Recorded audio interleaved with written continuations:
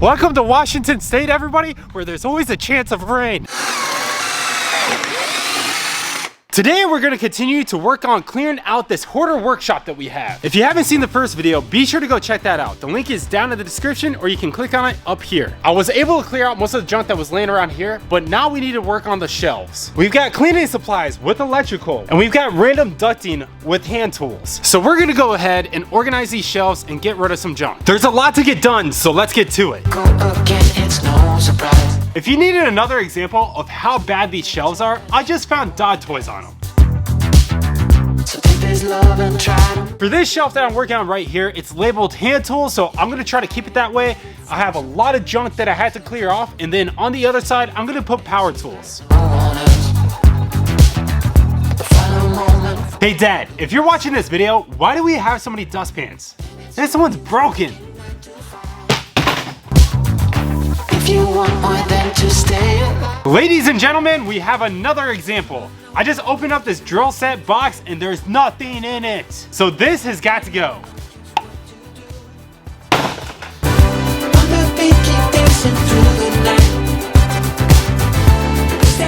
I've got most of the shelf cleared off, so now it's time to start organizing things and putting things away. What I want to do is put things of like kind in the same spot. So hammers in one spot, crowbars in a different area, and then so on and so forth.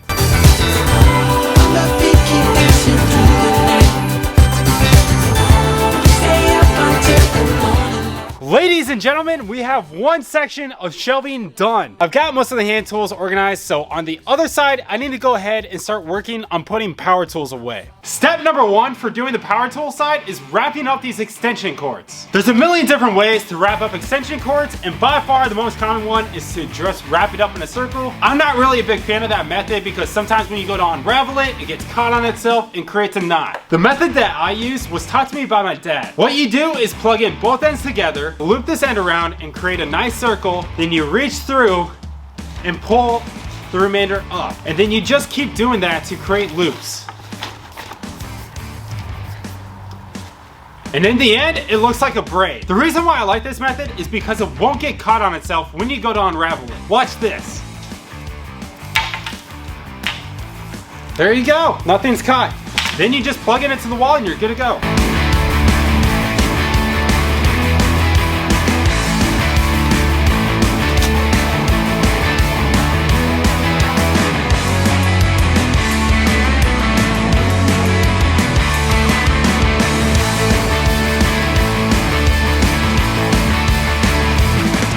And another shelf bites the dust. We've got all the power tools organized now, so we need to find a new shelf to work on. I'm kind of thinking this one right here. It's got a whole bunch of different random stuff on it, like cleaners, leftover wiring, and other electrical stuff that we use, like bathroom fans, LED lights, and things like that. I'm not really sure how we're gonna organize it yet, but we'll find a way.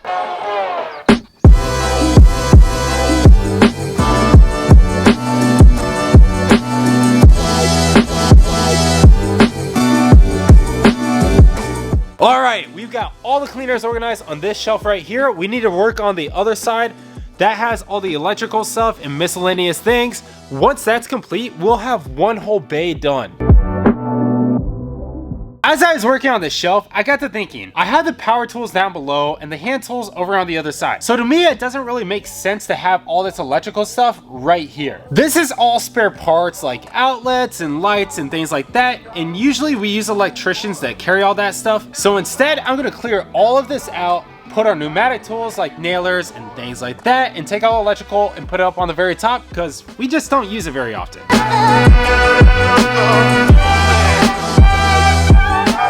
With the shelf all cleared off, it's time to start bringing over the tools.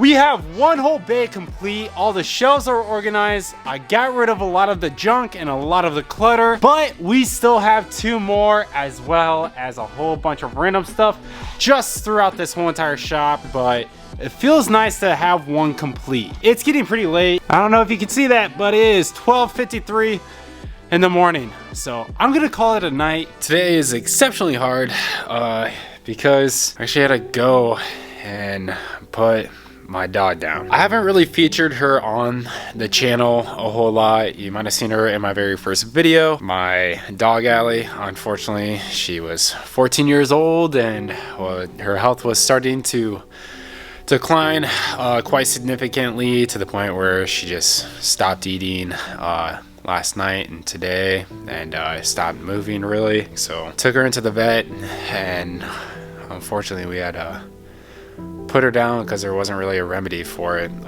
But like I said, she's been around for 14 years, and I've been super fortunate to have her as a dog. I got her from a rescue when I was a sophomore in high school. She was a phenomenal dog and just won my heart at kind of first sight. Like, it was the funniest thing ever. We had a previous dog. We had two dogs actually. So we had a Jack Russell Terrier and a yellow lab, and the Jack Russell Terrier ended up passing away, so our yellow lab got like pretty depressed. So we're like, oh geez, we should probably get her a friend. And so we went down to the rescue to go and find a dog, and it was so crazy. Like, I did a ton of research on like, okay, what to look for, you know, make sure that the dog's right, that sort of thing. And it was like, okay, like if a dog like looks you in the eyes, then you know that's a good sign. So we went down to the animal rescue, and I remember like we walked outside. They had like dog runs and stuff with like cages and whatnot, and she was in the second one.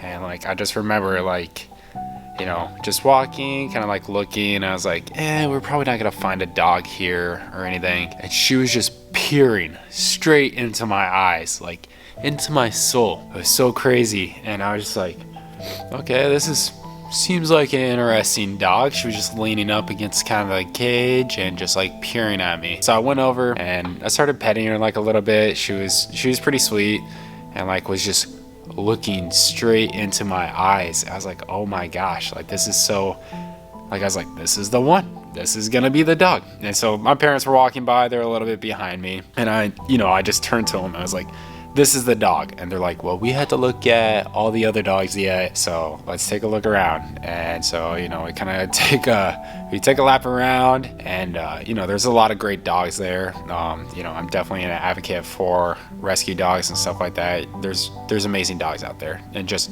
animals in general. But yeah, I just came right back around to Allie, because she is just the sweetest dog, and just kept peering at me. I was like, this is the one. We're gonna get her. And so, you know, we told them like, hey, we have a yellow lab. We like to make sure that they interact well together and everything. And so we brought Brandy down and met Allie, and they seemed to get along pretty well. So we brought her home a few days later, and yeah, the rest is just kind of history from there. She was definitely abused prior to us like getting her, and her being at like the rescue and stuff. She didn't really like dudes too much. She didn't like guys. So I assumed that she was kind of abused by a guy, and but I was the first one to kind of like break her of that. You know, she came home and immediately went to like a dog bed and like laid down and like wouldn't look at anyone or anything. And so, you know, we're trying to get like a collar on her. Everyone's like standing up around her, and I just got down on like the dog bed with her and like laid there, and was able to get the collar on. And then yeah, I was always just like her security blanket after that. Anytime she would get scared, she would come running and put her head in between my legs. It's just like, dude, what's the point of that? Because like obviously people can see you, but I just thought it was the funniest thing. Yeah, she was my baby, and yeah, just a great dog, and I'm really gonna miss her. With that, I put together this little tribute for her. Think about me one more time before you go. Someday you'll know. Someday you'll know. Already know what I'm going to say. I've been feeling this way for far too long.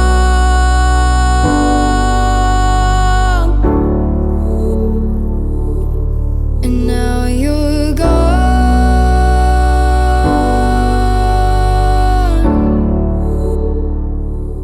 Allie, you a farm dog? She like, nope.